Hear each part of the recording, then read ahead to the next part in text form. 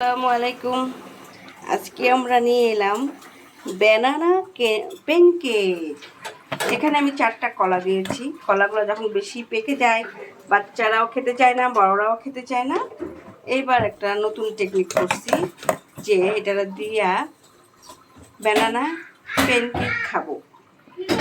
তো বানানা দিয়েছি 4টা, ময়দা দিয়েছি 1.5 কাপ, আর দিয়েছি চিনি স্বাদ মতো, যে যেমন চিনি খায়।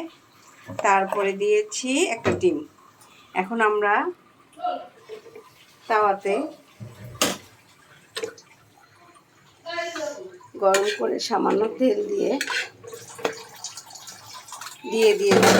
যেরকম সাইজ, বড় করতে চাইলে বড়ও করতে পারেন, ছোট করতে চাইলে ছোটও করতে পারেন। আমরা ছোট ছোট সাইজ করছি।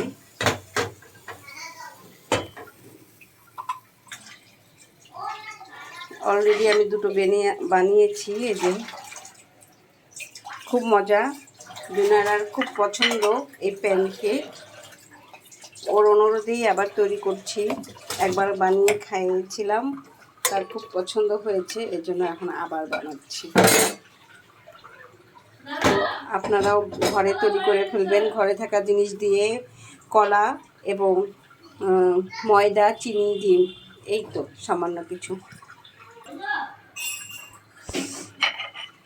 মোটামুটি আমার হয়ে গেছে। জুনায়রা খাবে, প্রীতি শারমিন খাবে, আর খাবে জাইমা।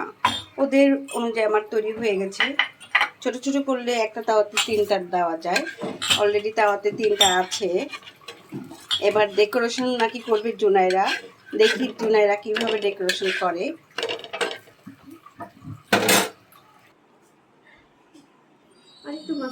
ডেকোরেশন করছে জুনায়রা। এটাকে সাজিয়ে মধু দিয়ে ডেকোরেশন করছে। বাহ, খুব সুন্দর তো। তুমি এই ডেকোরেশন কোথা থেকে শিখেছো জুনায়রা?